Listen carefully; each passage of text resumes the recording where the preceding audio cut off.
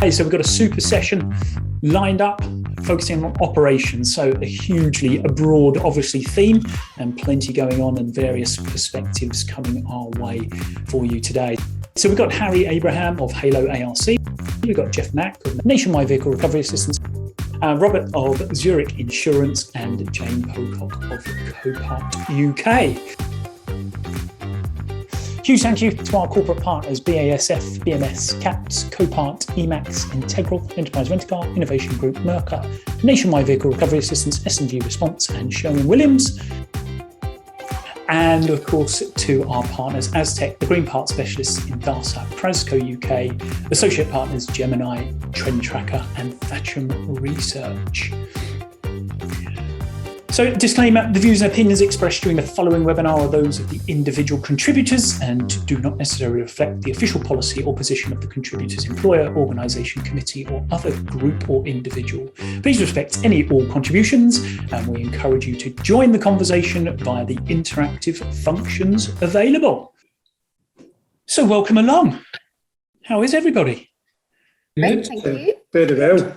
Good. Bit stormy in certain parts of the country today, so we'll probably hear that from Robert in a moment up there in Scotland. But we'll have a little round robin of introductions, if we may, to start with. So, Jeff, you're closest to me, so I'll jump across to you, if I may. I love being close to you, Mark. That's all right. For those who don't know me, my banter's rotten, as you just see. Jeff Mack, 40-something years now in the accident repair sector, predominantly. Former head of body shop for Honda, Toyota, Mazda and Renault. Had a departure from that just over 3 years ago. Now working with Mick Jennings of Nationwide Vehicle Recovery Assistance. Been a steep learning curve, loved every minute and enjoying the new challenge. Fabulous. That's what we like to hear. Robert, I'll come across to you if I may.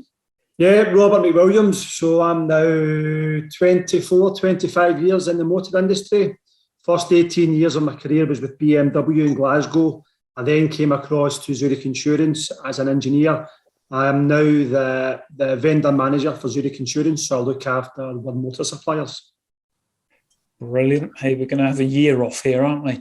Harry, come on, rein it in. Don't tell us you've been a plus 24 years. I was going to open with, I actually don't think I'm old enough to have Jeff's experience, to be quite honest. So, but no, Harry Abraham, I'm the operations director for Halo Accident Repair Centres. So, yeah, growing group of accident repairers, obviously facing some challenges at the moment, but relishing it.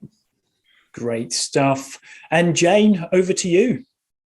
Right, yeah, hi everybody. I'm Jane Pocock from Copart UK. I've been in the automotive industry for 30 years now, so almost the longest, next to Jeff. And yeah, I've held various operational roles. I worked at the AA. I've run a vehicle retailing business, and now I find myself dealing in salvage. So again, a lot of varied experience and yeah, I love the industry. Fantastic. Okay, so operations is the theme of today, and I'm sure everyone tuning in and everyone sat here on the webinar right now faces their own challenges and probably have heard of various kind of key topics that are being bandied around the industry right now. But in terms of your individual perspectives then, and I'll come to you first, Jeff, if I may, what is operationally having the biggest impact on your business currently, and kind of what is that influence? Okay, obviously the recovery business is heavily reliant on drivers, particularly class 2 drivers, and I'm sure you're aware of the sort of amounts of money that the likes of supermarkets are paying for HGV drivers. So being able to compete with that in the recovery industry is not necessarily easy to do with the level of profitability. Having said that, we've managed to get through this. I'll talk a little bit more about it later with priorities for the business, but it's really about attracting the right people in, because it's not just the ability to drive, but it's the ability to talk to people as well. You know, we are the first on the scene, so we're the first step in that customer journey. So it's making sure we have the right drivers with the right qualifications, but also the right mental attitude to be able to present the level of customer service we want at roadside. And we're pretty confident we do that now. For other recovery operators, not so easy, particularly around areas where low emission zones are growing. For example, to go into London now, you need a Euro 6 truck. If you buy one of those new, it's 150 grand. So through COVID, there have been a lot of recovery operators that, and liking Body Shop, I'm sure it mirrors the same thing. There are a lot of recovery operators who said, why am I doing this? And have packed up and moved on. So it's left a shortage. Fortunately for ourselves, we have the coverage through our own recovery agents and through our networks, but that certainly is a challenge. Fuel prices, of course, which is affecting everybody, because you have set contracts and rates with a certain amount per mile, but fuel prices keep going up. Overall, though, it really is the recruitment. For our agents, for ourselves, we're okay, but certainly for agents, they're struggling to attract the right people in terms of drivers. Super. Thank you very much indeed, Jeff. Now I'll jump across to you, Jane, because I'm sure there's probably some similarities there, and I know you guys are doing various projects in terms of recruitment and staff and training, etc. So again, what from your side are you kind of feeling in that the operations side of the business? I mean, operationally, we've obviously had to gear up to sort of significant increases in volume with people returning to the roads and sort of COVID. Overcoming sort of COVID restrictions. So seen a lot more road usage, which in turn, puts more vehicles with us. But there are other elements as well around the chip shortages have meant that clearly new vehicles aren't available. So used vehicles have become incredibly expensive and sought after, which has in turn increased the price of salvage. So it's meant that, we've been incredibly busy, but also we've seen that, body shops have struggled with capacity because, again, they've been extremely busy following sort of the reopening of the country. So there's been additional capacity coming our way, which because vehicles haven't been able to be repaired within a reasonable timescale, and because salvage prices are so high, it's made economic sense to put more vehicles through our channels. So, positive, but again, very demanding. And like Jeff said, we've also had, we see inflation rises around driver pay and around fuel.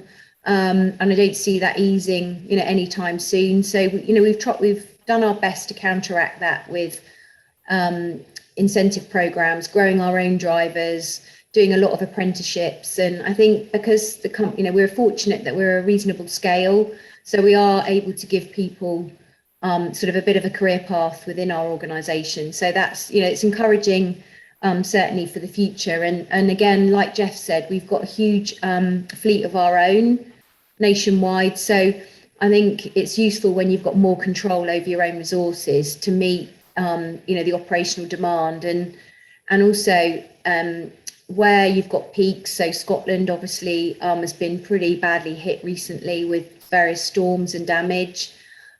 Because we've got so many sites, it allows us to be fluid with the way we pick up and drop off vehicles, so we can move postcodes around our locations, quite easily.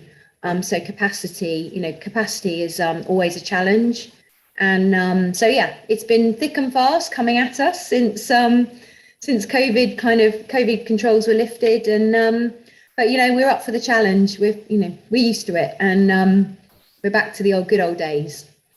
Good stuff. Good to know. You can be plenty of links there talking about body shops, talking about Scotland as well. Sorry, Robert, that's twice I've mentioned that. But I'm going to come to you first, Harry, then, in terms of a repair. As Halo Up, obviously, there's been lots of developments within the business recently. And kind of what's the latest from your side? How are you finding things at the moment? Yeah. I think it's there's no doubt there's certainly challenges for everyone to be sort of facing, but it's quite interesting that sort of Jeff and Jane have both alluded to people being part of potentially a challenge, but also the upside to a lot of businesses and positives at the moment. And if I was to put a positive spin on the biggest operational impact we've seen, it probably would be our team, from a positive sense, is that we've had the opportunity with the partnership of IRS to grow internally. This has definitely overcome some big challenges that we were facing with staff and obviously recruiting and being a much more of an attractive package for people. But I think it's quite obvious that there has been quite a seismic shift from one end of the spectrum to the other with volumes, and we have gone from March 2020 seeing nothing all the way through to where we are today, where obviously the industry itself is seeing it's a capacity issue in terms of we can't get enough through the shops. So we would consider it probably a lucky position to be in, but at the same time it does face itself as a challenge. But overall, the team here have really stepped up to the mark. There's no doubt about that. We feared that people would take a little while to get going, and I think that the volume issue came around a lot quicker than we all anticipated. So as people were and groups were gearing up for the potential onslaught of volumes increasing, I don't think anyone really envisaged that it would happen quite as quickly as it did. So it's been a big challenge, but it's certainly been an optimistic one. And we're in, as I say, with the partnership of IRS, we're definitely in a fantastic position at the moment where we can utilise their experience and vice versa, because even across the sea, they're still seeing the exact same challenges that we are at the moment. So yeah, it's been a good but interesting one. Great stuff. Thank you very much. We like the positive spin on it all as well, by the way. So let's keep that going. Now, Robert, these three have obviously given their perspectives, and dare we say it, it kind of somewhat lands with you in one way, shape or form, all of this. So from your side, how are you managing? Yeah, from the kind of customer side, we're impacted by everything that's been mentioned. So obviously getting customer vehicles booked into the network is a challenge at the moment. Once the vehicle is booked out of the network, part supply issues then presents further challenges. You've then got guys like Harry who come back to say parts delay, courtesy carry with the customer for 4 and 5 weeks.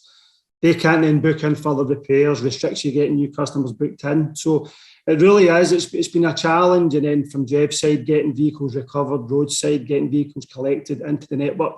It's like a perfect storm. So you've got everything kind of coming at us. But I mean, I think from what we've learned from this is we're working really closely with our supply chain. So again, we know things aren't ideal. It's communication, keeping people informed, being totally transparent and just try to get through this. Thank you very much. Yep, great stuff. So kind of working on that theme and everything that we've just mentioned, are we in a realm now where operations need to kind of change? Has it changed? Are we in a far more, we need to be agile and adaptable to all of this rather than here's our blueprint and this is how we do things? Robert, I'll come back to you in the first instance, if I may. Yeah, I think so. I think the pandemic 2 years ago when it landed, I think it's forced a lot of our hands. I think we now know we have to be agile. So quite quickly we moved over to home working, which has went really well. We're now looking at going back to some kind of hybrid environment, but we definitely do. And I think it's kind of put into perspective some of the things we've done in the past maybe doesn't apply quite as much anymore. So again, it's working closely with the supply chain to say, where are we at the moment and what do we do to get through this and get the kind of the best outcome ultimately for our customers. And do you think there's a lot more kind of transparency within the supply chain communication channels at the moment in terms of, hey, we need to manage this as a kind of, a united entity rather than a, hey, this is me on my own kind of, managing my way through it? 100%. Yeah, we've adopted that in the last 6 or 7 months. We're saying at the kind of front end, listen, we need to manage customer expectation, and the only way to do this is communication and working together. So yeah, 100%. And Harry, I'll skip across then from your own perspective as well. Having seen the Halo model many years ago, so I sort of don't claim to be fully clued up on it right now, but it was a real kind of process-driven business. And again, has this sort of played into your hands in one way, shape, or form? Has much changed in terms of what you do? Yeah, I think foundationally our processes are always that they always stay the same. You know, there is always adaptations that are always going to be happening across the business. And you know, Robert touched on home working there, and we tried and tested that, and we were actually probably the opposite, and it didn't necessarily work for us. And you know, it's very much horses for courses. We found that being quite a what we would consider a very high performing business, and having high performing teams in different aspects and departments, we found that dynamic didn't work, and actually people wanted to be in the office, and it was the culture of being in the office that actually drove the results that we see. So we were probably different in that sense, but operationally, absolutely. The agility needed these days is completely different to probably where it was a long time ago. And we're starting to find, and I suppose what we're very good at is being able to change direction quite quickly. And, you know, we, like I say, because we have such strong foundations of our processes that are tried and tested over the last 10 years, before I was even in the business to where we are now, those foundations are very much the same. And we change a lot of the operations surrounding that. And that's just really to be more in tune and in line with where customers' expectations are. And as customer expectations move on and things become more digital, that's really where we find ourselves being a bit more agile. But we've never been afraid of changing direction. I'm probably the worst for it, and I come in on a Monday morning and tell the team we're heading off in this direction, and tell them we're jumping off a cliff and building a paraglider as we fall, and they all look at me as if to say, what are you on about? And then quite quickly we realize it's not going to work and we have to change the paraglider for something different. So but I'm probably the luckiest person in the world in the fact that I've got teams that have been working within the business for such a long time now. They're so used to being agile and making changes on quite quick decisions, and that's probably what keeps us at the forefront of what's going on at the moment. Great stuff, Harry. And Jane, from your perspective, you've kind of alluded to the fact it's a busy place right now. We've almost gone from kind of zero to hero capacity type events at the moment. That obviously means that you're having to operate within a certain realm, staffing up, scaling up, more vehicles on the road, all this kind of stuff. Again, how is that kind of working in terms of Copart's kind of focus on agility and being able to adapt the model to suit the market?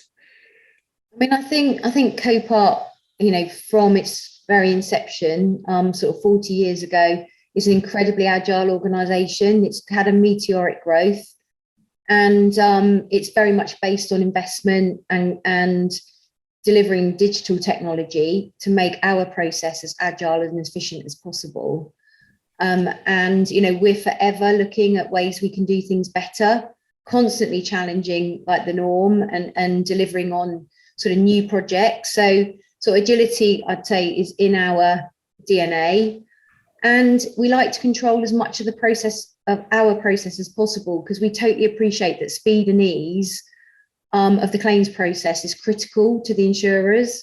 So that's, all of our time, energy, and money is reinvested into the company to make that process as efficient as it can be. And, we've learned some things in COVID. We've initiated some new projects within our operation environment that has definitely helped us become more efficient and will benefit us in the future. But I'd definitely say we see ourselves as a tech company constantly transforming, and and a logistics operation. And we all know how quickly logistics operations have improved during COVID, and we're part of that journey. And so, having the land and the expansion opportunities that we've got coming as well for the UK, again, we're always trying to think 5, 6, 10 years ahead. EVs are coming our way. So our next challenge is to become, completely equipped in all of our locations to deal with EVs in the growing capacity that we're anticipating. So, so agility all over it. We like that. Now, Jeff's eyes lit up when you mentioned EVs, I know. So we'll come on to that in a moment, Jeff. But and again, in terms of what you guys do, where you are in the recovery world, obviously you're working within very sort of stringent environment rules, regulations, and things. But how does, what we see today in terms of whether that be the vehicle type, whether it be the type of incident, whether it be just purely and simply because, we're getting more cars on the road and volumes are back up, how's that kind of impacting across yourselves at the moment?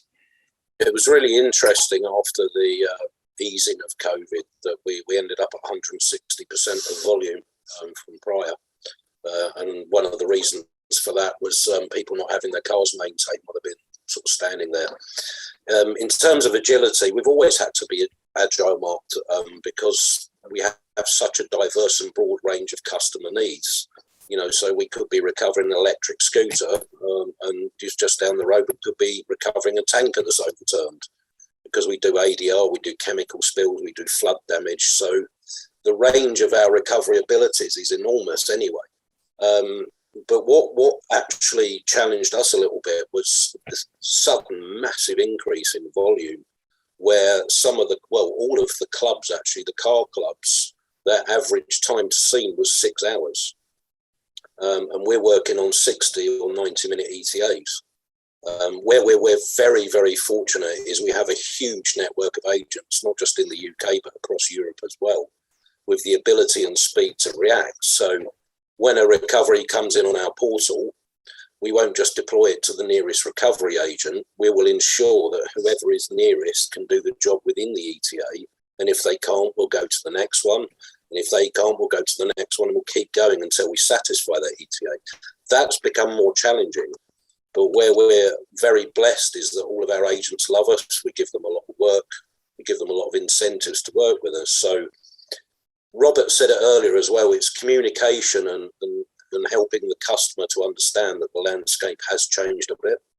So I know from my own experience, my brother-in-law was waiting for one of the big car clubs with a breakdown, and he waited 6.5 hours.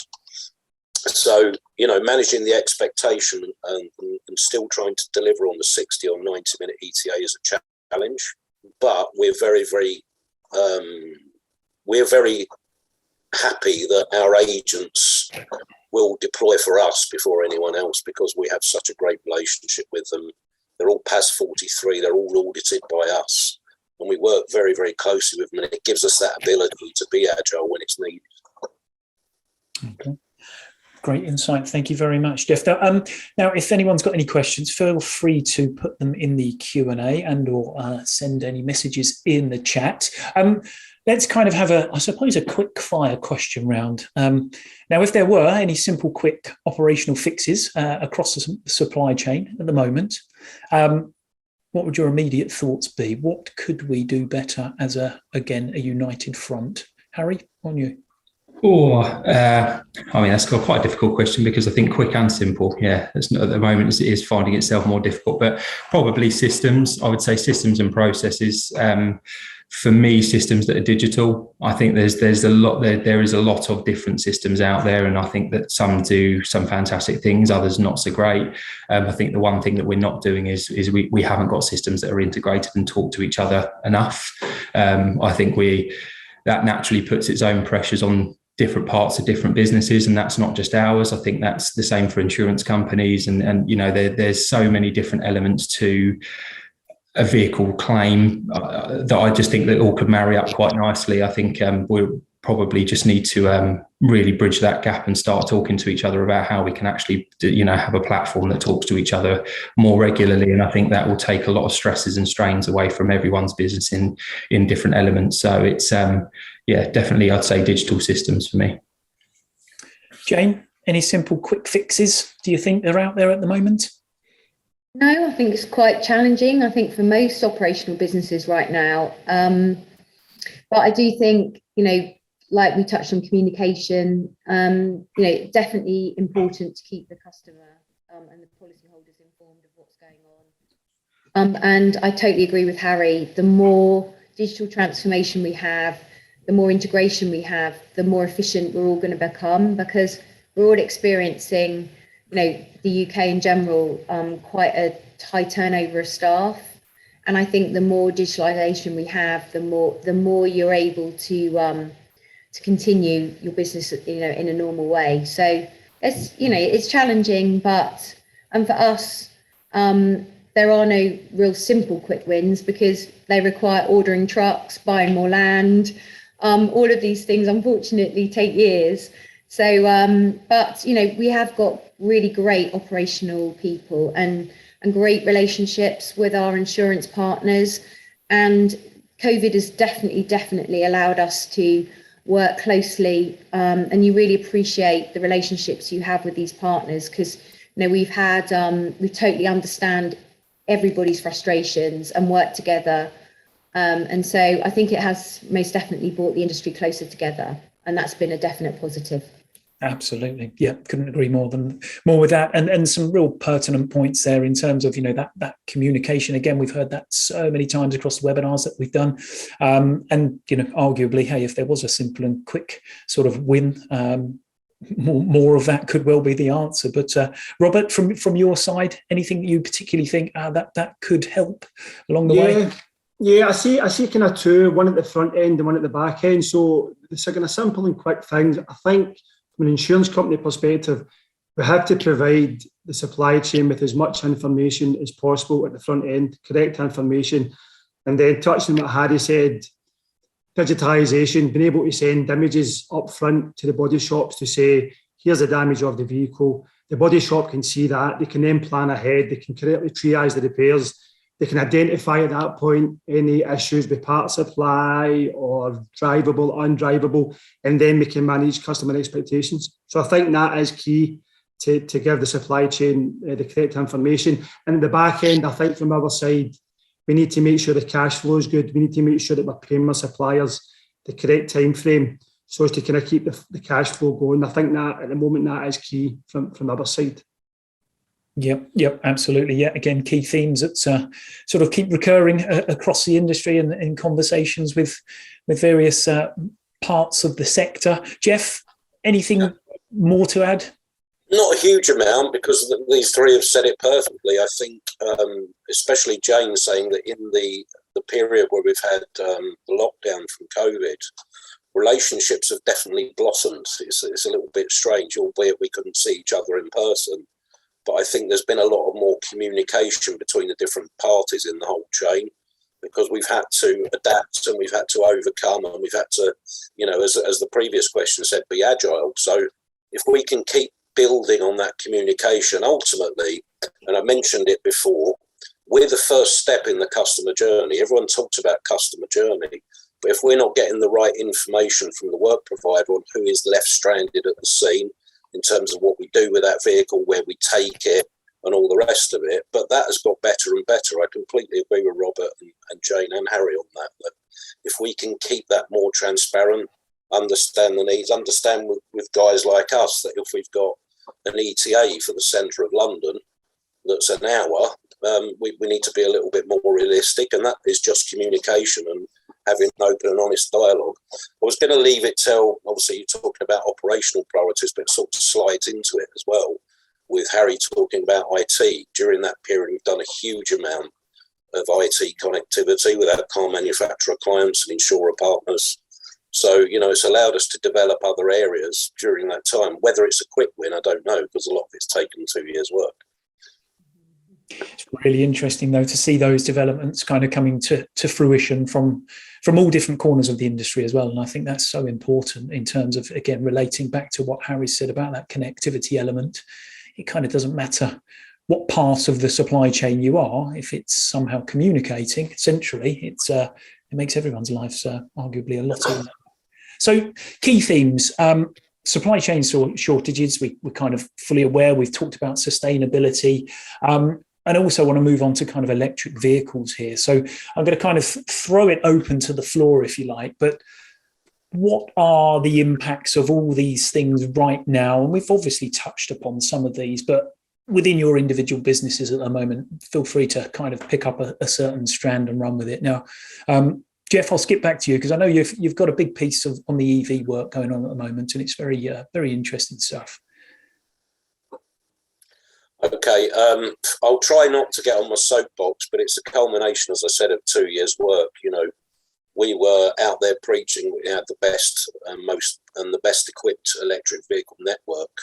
Well, I didn't want to say that without making sure. So we've put a huge amount of work in the last 2 years.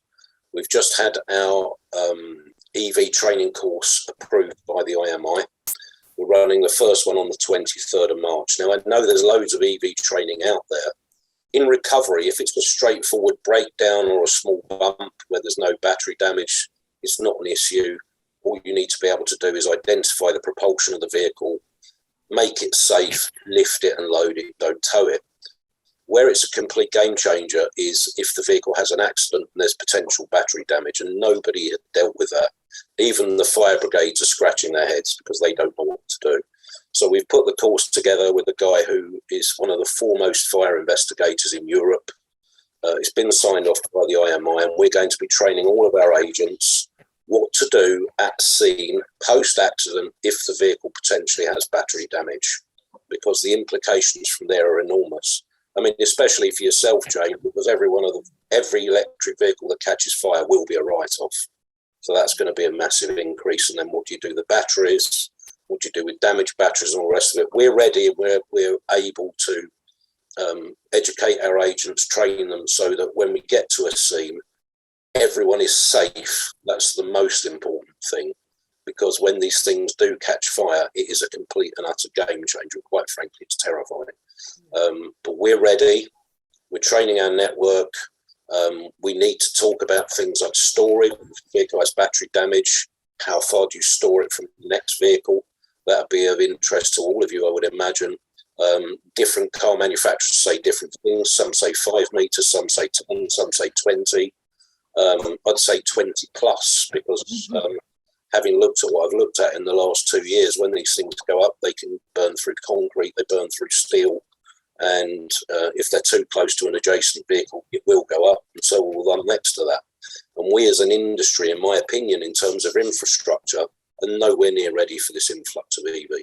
Nowhere near, from charging points, infrastructure, training of body shops, training of mechanical technicians, recovery operators. The whole thing is, I know we have the agenda for the deadline, for 2030, but there's a hell of a lot of backfilling that's got to go on along the way. Okay. He's been on his soapbox, and we kind of only a couple of minutes there as well, Jeff. So thank you for that. But let's so I mean, either carry the theme on or again take it somewhere else. But I'll come across to you, Jane, in terms of where Copart sits. Just give us your thoughts on kind of one of those key three themes, really. I mean, I completely concur with what Jeff has said. I think we are, we're all very proficient in handling ICE vehicles and repairing ICE vehicles, automatic vehicles, 4x4 vehicles. But where we haven't seen enough volume or had, is with the EV vehicles. And as Jeff said, it changes a lot of dynamics in what we do in terms of handling them, dealing with vehicles where the battery is 30% of the car's value. In most cases, it's sitting in the undercarriage. It makes transportation difficult, particularly if the wheel suspension are damaged. And then you've got exactly as Jeff said, picking them up, handling them. The manufacturers recommend a period of quarantine. You've then got to discharge the battery before you then assess the damage or separate the battery. So there's a lot of new things. The volumes we've seen so far aren't huge. A lot in our space, we clearly know we've got a lot more to come. The benefit for Copart is that we don't believe in racking and stacking cars. We believe in open air storage. So we are fortunate that we have enough land in our land bank that's coming forward to allow us to provide that quarantine facility and open air storage for them, because we don't know all the risks yet. And we know that, there have been some battery fires. We know that cars, when they're damaged anyway, have a propensity to potentially catch fire. So there's lots of factors. As Jeff said, we're working on a project with Thatcham. It's pretty clear that the entire network needs more knowledge and experience. And, we're starting to bring together all the key players in that industry to share knowledge and experience. But, it's a new thing ultimately. And, and we've got work to do. And then it's back to ownership. we could get to a situation where we're separating batteries from cars because the battery belongs to one person, or recycling a battery is a different channel to the actual car infrastructure. So yeah, lots of change. And again, like I've said before, we're all agile organisations, we all adapt. But this is probably the biggest thing that's occurred in our working lives in terms of transitioning a different way of doing things.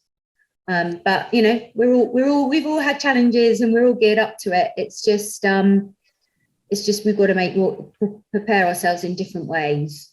And supply chain shortages. One of the things we mentioned that affected us was fuel shortages. Now, again, the knock-on effect of when garages were closed, how do you fill multi-car transporters? When the roads are really busy, no one wants to use public transport, and there are things like that it was coming at us from all angles. So again, Jeff knows that firsthand. We know that, but it's been a really interesting time with the country reopening and drivers going off to do other things, working for logistics companies. Amazon quadrupling its workforce in the UK. Supermarkets. Nobody wants to go back to the supermarket now because they got used to their COVID way of life. So there's been a lot of change in a lot of areas, and I think we're all big, strong organisations, and we've just got to adapt with the times. Great thoughts. Thank you, Jane. That was superb input. Superb. Harry, from a repairer perspective, then, I mean, is it kind of, what really is kind of keeping you awake at night, so to speak, with the operations? Well, apart from being kicked in bed, I don't know really. Yeah, plenty. No, I think I won't go too much into the EV side because airing exactly what Jeff and Jane were saying. It's pretty much spot on. I mean, I would probably say that there's certain people, certain groups, certain people who have really made a large charge towards ensuring that they are capable for taking those EVs in and being ready for that network.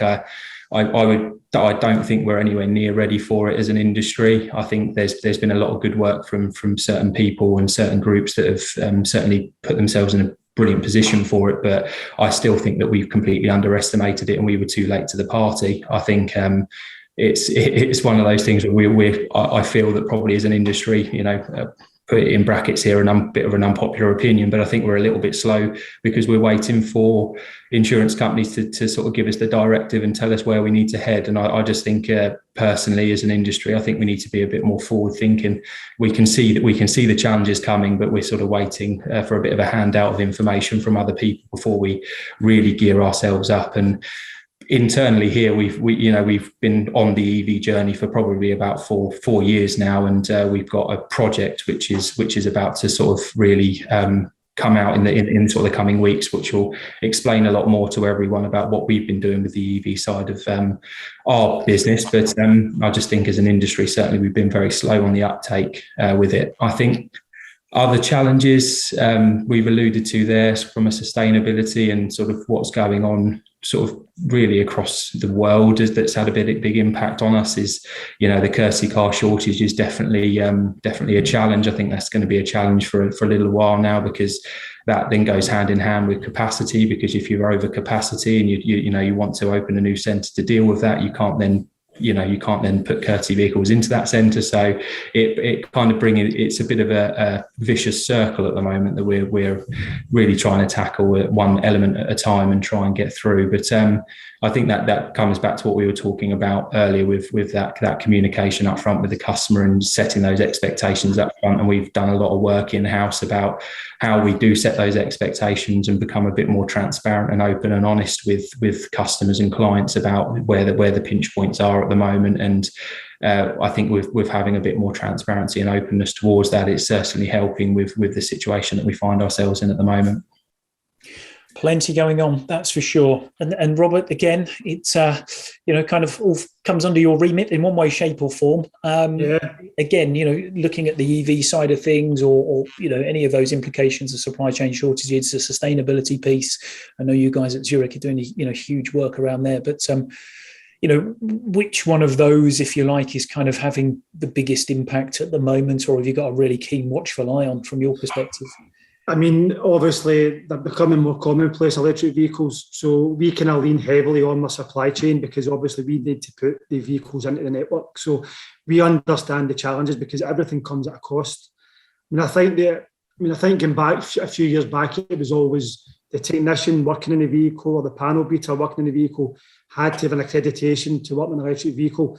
That now extends to the front of the house staff, the guys picking the vehicles up, as Jeff said. So again, Thatcher, we're doing quite a lot in that space. Jeff's working with IMI. I mean, it's stuff that, we're all for it. I think, as Harry said, I think we need to kind of get around the table to kind of work together with this because it's only going to get bigger. So we need to make sure that we are equipped moving forward.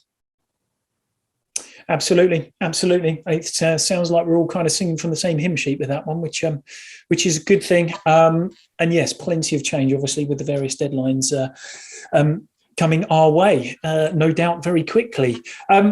So just touch upon skill sets within the industry. We've already kind of have touched upon it, but Harry, from a repairer perspective, the challenges, well, certainly hearing the challenge has never been greater in terms of getting people at the moment. What are you finding from where you are, in recent times? Yeah, there's make no bones about it. It's difficult, and there is a shortage. And again, I think it kind of compounds my theory on the fact that we are very late to a lot of parties here. And I think we've been seen. There's no doubt we would have seen this coming for a long time now, and it's only when it's on our toes and it's causing issues that we're now sort of throwing our hands in the air and making a bit more noise about it, which is great because it is. There's no doubt that from the past sort of week or so, seeing the apprenticeships side of a lot of businesses across LinkedIn, it's clear that everyone's on the right journey with it, and we're certainly trying to attract a lot more talent into the business. I don't think we really should stop just at technical talent. I personally think that we've got a really good opportunity to bring some fresh minds into the businesses, and we probably need to start tapping into a lot more younger talent. We're at the forefront now of AI and tech, and that's just not with vehicles. That's surrounding every business at the moment. Reading plenty of books and listening to lots of podcasts on it. There's one particular guy called Mo Gordat who's Chief Business Officer for Google X, and he's made it very clear that the most clever being in 2029 is going to be a machine, and by 2055 it'll be 1 billion times smarter than all of us. So we certainly need to start tapping into something that we know is going to have such a huge impact on our business, and that is only realistically going to come from the younger generation who are really going to be utilizing a lot of those systems and AI, and that will be very much the norm for them, whereas at the moment for us it's we are only not even touching the surface really with it. Yeah, it's really interesting. Again, kind of from my perspective, being exposed to the sort of the claims tech side of the world in recent times. I love claims. It's fascinating to see kind of what is going on out there, and the various kind of companies and innovations coming through. Exciting times. And Jane, you touched upon it with Copart, a technology business now, and so obviously kind of everything's knitting together under that sort of technology umbrella. Yeah, and making it more mobile. I mean, we've got most of the people register and buy vehicles on a mobile from us. Definitely agree with everything Harry said about AI and robotics. I'm pretty certain. Oh, she's gone. She disappeared.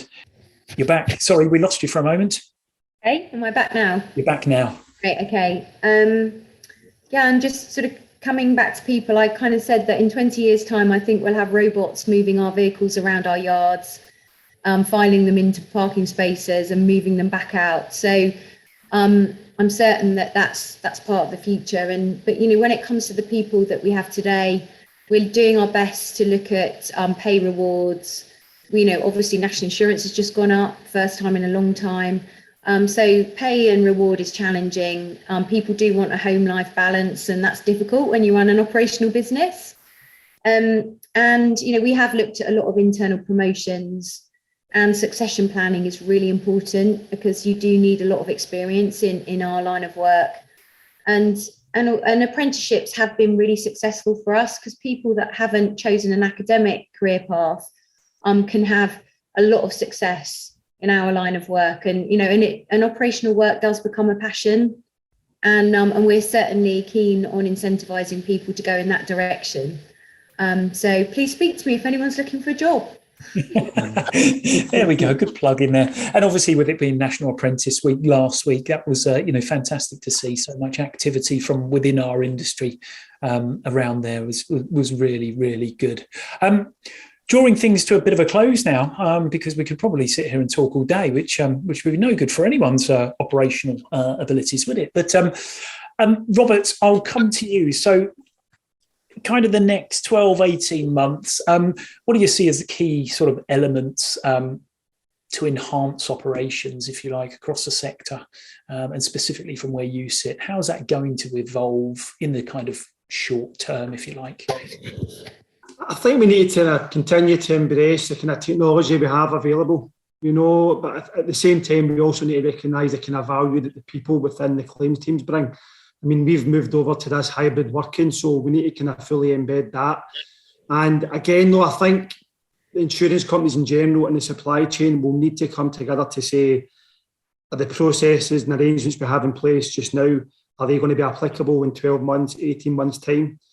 Do we maybe look to kind of constantly review what we do? Because, I mean, it's been clear over the last 2 years, some of the ways we worked previously are no longer, applicable. So I think, again, I've said it before, communication, working closely with the supply chain and just continue to evolve. That's the kind of the key points from the insurance side. Yeah.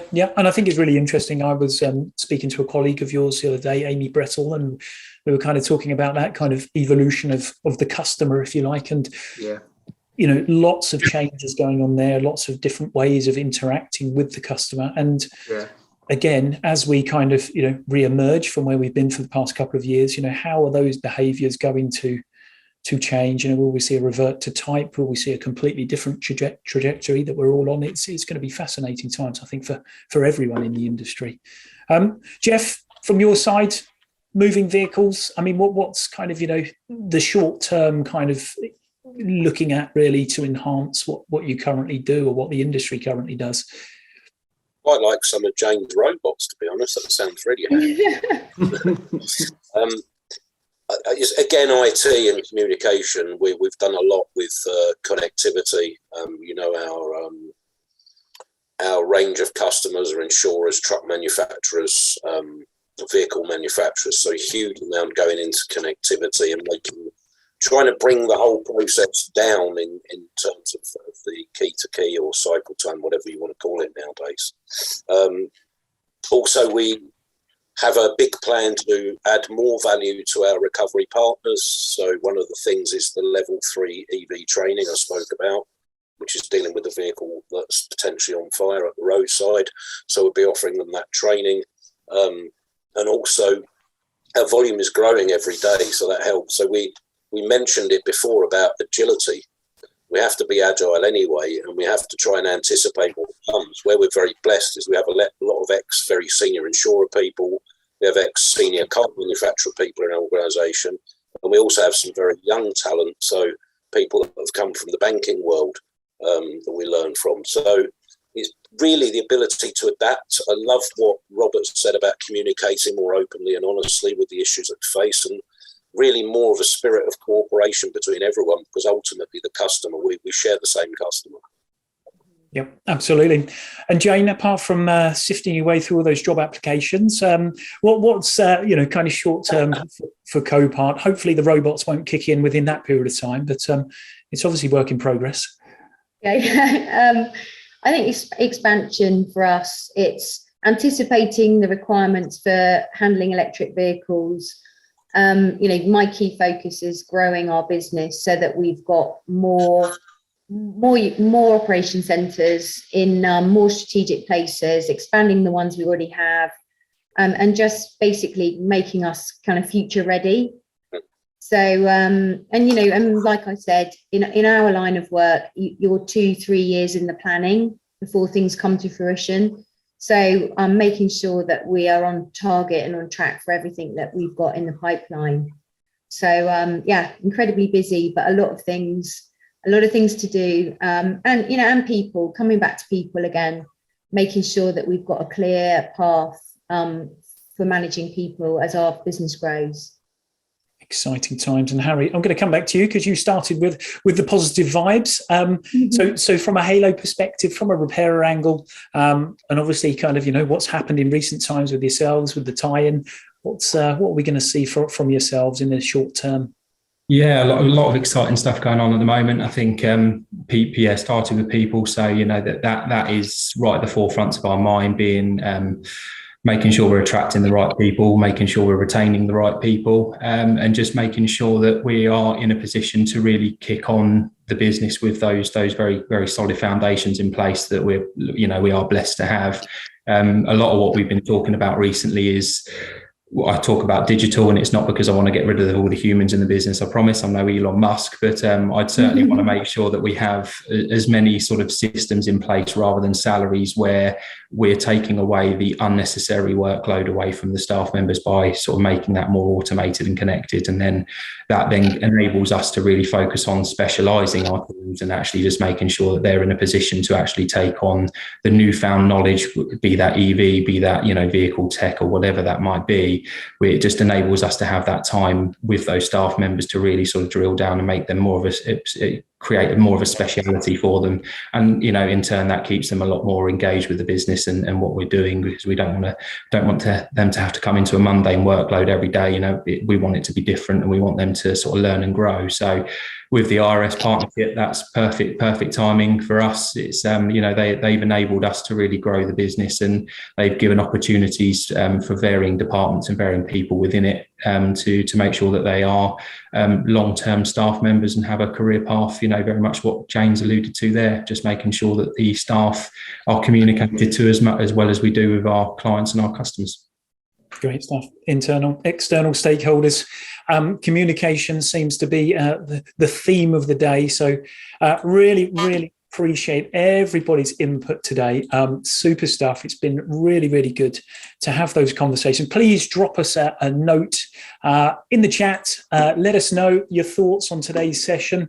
Obviously, a huge thank you to our corporate partners, BASF, BMS, CAPS, Copart, Emacs, Integral, Enterprise Rent-A-Car, Innovation Group, Merck, and Nationwide Vehicle Recovery Assistance, S&G Response, and Sherwin-Williams, as well as our partners, Aztec, the Green Parts Specialists in DARSA, and Prasco UK. Huge thank you to Jeff, Roberts, Harry, and Jane for joining us today. Really, really appreciate your time and great input content from today's session. We could, as I say, we probably could have gone on for another hour or so, but we best let people get back to their working days. Anyone's got any queries, please drop me a line and we'll follow up with any one of the panelists. But really appreciate you joining us today. Take care, everybody, and we'll see you soon. Thank you. Thanks, guys. Bye. Bye. Bye. Bye-bye.